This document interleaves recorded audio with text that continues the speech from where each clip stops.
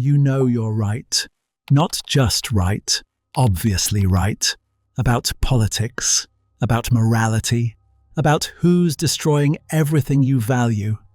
And the evidence is everywhere. Your feed proves it daily. Every article, every video, every comment thread, all confirming what you already know. The people on the other side, they're not just wrong, they're dangerous, delusional, maybe even evil. You can see it clearly now. You can't understand how they don't see it. You're not in an echo chamber. You've just finally woken up. And the more intelligent you are, the more convincing that feeling becomes. That certainty you feel. That righteous clarity. In 1937, Carl Jung watched 78 million Germans feel the exact same thing. He watched them look at Adolf Hitler and see a savior, a voice of truth, the only one brave enough to name the enemy. But when Jung looked at Hitler directly, he saw something that terrified him more than the politics ever could. He saw nothing. Not emptiness as weakness, emptiness as receptivity. An empty man, a psychological void, a scarecrow propped up by a broomstick, animated entirely by the 78 million people projecting their rage into him. Jung wrote, "Hitler is the unconscious of Germany made visible." Not a leader imposing his will. A mirror reflecting back what was already there. Different century, same mechanism. Here's what no one tells you about dictators, about movements, about the mobs that commit atrocities. The question everyone asks is backwards. They ask, how did one monster convince millions of normal people to commit genocide? That question assumes he was the source, that he injected the madness. He wasn't. He didn't. The violence came from the crowd. The hatred was already there. The need for a target, already there. The certainty of their own righteousness, already there. Hitler just gave them permission to enact what they already wanted to do. And once you understand this mechanism, how a broken nobody becomes a vessel for collective shadow, you'll see it operating everywhere. In your algorithm, in your feed, in your political tribe, in the righteous fury you felt this morning, in you. This isn't ideology, it's physiology responding to fear. We tell ourselves a comforting story about dictators, strong men, dominant personalities, charismatic geniuses who hypnotize weak populations through propaganda. This story exists so you can sleep at night. Because if Hitler was uniquely powerful, a supernatural evil, then you're safe. You're educated, self-aware, rational. You'd spot the manipulation. You'd resist. But here's what I'm going to show you. The mechanism that hijacked Germany isn't about intelligence. It's not about education. It's not about being good or bad. It's about 3 psychological vulnerabilities that every human being has, including you. First, how a population's existential anxiety creates a vacuum that demands to be filled. Second, how an empty vessel, a broken man with no center, becomes the perfect mirror for collective rage. Third, how the projection of your own shadow onto an external enemy feels identical to moral clarity. And finally, why your intelligence makes you more vulnerable, not less.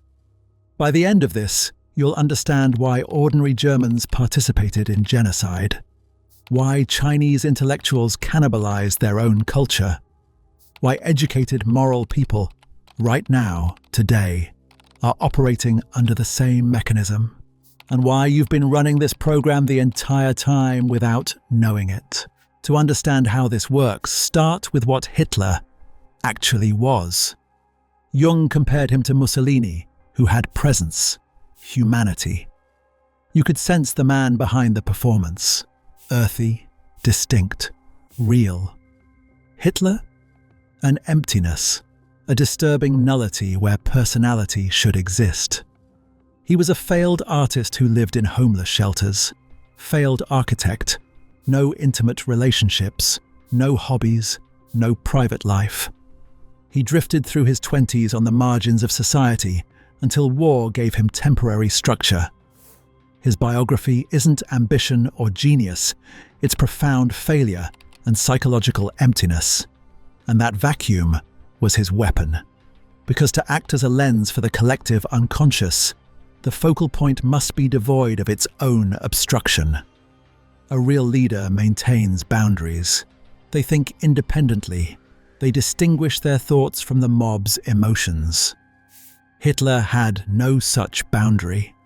Contemporary psychological autopsies describe the same thing repeatedly. Not evil, not genius. Absence. Into that void, an entire nation poured its shadow. Germany after World War I wasn't just defeated, it was psychologically shattered. Veterans returned to breadlines, currency so worthless you needed a wheelbarrow of cash to buy milk. The entire social order disintegrated. The nation had a collective inferiority complex masked by desperate fantasies of grandeur. Hitler, with his adolescent power fantasies and hysterics cunning, embodied this exact contradiction. He didn't impose paranoia. He articulated the paranoia already drowning them. When he spoke of encirclement and persecution, he wasn't creating fears. He was validating them. Every humiliated veteran heard their own unspoken resentment reflected back through his voice. This creates a libidinal bond. The leader loves the crowd narcissistically. They make him feel omnipotent. The crowd loves the leader. He absolves them of shame. Symbiotic. A closed feedback loop. Jung called it Ergriffenheit, being seized. Hitler was infected first. Through him, the infection spread. His speeches weren't information transfer. They were biological rituals designed to induce possession. He would arrive late, very late, crowd anxiety sharpening into painful expectation. Then he'd take the podium and stand in complete silence. Minutes, staring. The silence created a vacuum the audience ached to fill.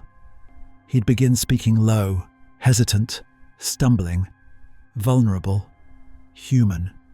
As he sensed crowd energy, Jung noted his almost supernatural sensitivity. He'd start rocking, gestures uncoiling, voice rising. By the end, hysteria, shrill voice, face contorted. Observers described cold flames darting from his protruding eyes. Grammar collapsed, short phrases, slogans, violent imagery repeated like drumbeats. The crowd experienced collective cathartic release, a psychological orgasm of rage and belonging. Hitler would finish drenched, destroyed, having channeled thousands of people's emotional energy through his body. He was the lightning rod, the medium through which the crowd's unconscious could discharge. But here's the mechanism that makes this lethal. Hitler fused abstract concepts, honor, destiny, blood, with the language of physical violence. He didn't offer policy. He offered a target. Germany's paralyzing anxiety was externalized onto a specific enemy: the Jew, the Marxist, the degenerate, the scapegoat mechanism in its purest form. Internal chaos, projected outward, destruction of the other, temporary restoration of order. The mob's shadow, their cruelty, their terror of death, their shame, was split off and located outside themselves. Destroying that external enemy became sacred duty. The violence didn't come from Hitler, it came from the crowd. He was the mirror showing them their own rage and telling them it was righteous. This isn't a 20th century anomaly. It's a repeating pattern that emerges whenever collective anxiety meets a broken vessel. 1096. Europe drowning in famine, disease, apocalyptic terror. The year 1000 passed without the second coming. Populations unmoored. Peter the Hermit appeared, small, unkempt, riding a donkey, possessing manic energy. Town to town he ignited latent hysteria. The People's Crusade followed, not soldiers, paupers, women, children possessed by certainty. Before reaching the Holy Land, the energy found a local target: the Rhineland massacres. Thousands of Jews slaughtered in Mainz and Cologne, the first organized Holocaust in Europe. The crusade ended in disaster, the mob annihilated by Seljuk Turks. Peter survived. The vessel always survives. China, 1966. Mao weaponized the same mechanism. The Little Red Book wasn't a political text, it was a religious talisman. Workers worshipped mangoes he gifted, built shrines, totemic regression. Red Guards mobilized to destroy the Four Olds. Ideas, culture, customs, habits. A war against memory itself. Struggle sessions followed. Public humiliations, forced confessions, ritualized ego destruction. Millions died, not because Mao personally ordered each death, but because once activated, the mechanism sustains itself. Jonestown marks the clinical endpoint. Jim Jones mirrored the marginalized, reflected their longing for equality, filled his narcissistic void with their need for a cosmic father. Totalitarianism in miniature. Sleep deprivation. Information control. Confession rituals. Then the final projection. Revolutionary suicide. By destroying their bodies, he preserved the illusion. The follower ceased to exist as an individual, became an extension. Why does this work on intelligent, moral people? Because of three vulnerabilities you cannot escape. You possess an internal moral compass, your ego ideal. In mass formation, you project that compass onto the leader. The leader becomes your conscience. If the leader commands violence, the violence becomes moral. Responsibility dissolves. You feel clean. Human culture exists to defend against awareness of death. When death becomes salient, war, collapse, chaos, people retreat into worldviews promising symbolic immortality. Germany was surrounded by death. Hitler offered eternity. 1,000-year Reich. Destroying the degenerate became a ritual ward against mortality itself. Victor Klemperer documented how language colonized the German mind. Words changed. Fanatical became virtue. Murder became special treatment. People became material. The language thought for them. Resistance became unthinkable. Pause for a moment. The broken man is no longer required. The mechanism has been digitized, automated, not because the algorithm is evil, but because it doesn't need to be. It studies you, learns your anxieties, feeds them back to you daily. A mirror that doesn't just reflect, a mirror that learns. What you're seeing isn't truth. It's your shadow wearing the enemy's face. Cancel culture is the bloodless Rhineland massacre, a target identified, a frenzy unleashed, reputation destroyed. The group feels purified. What matters isn't whether the target deserved it, it's how good it felt when the crowd moved. There is no neutral position in this mechanism, only awareness or participation.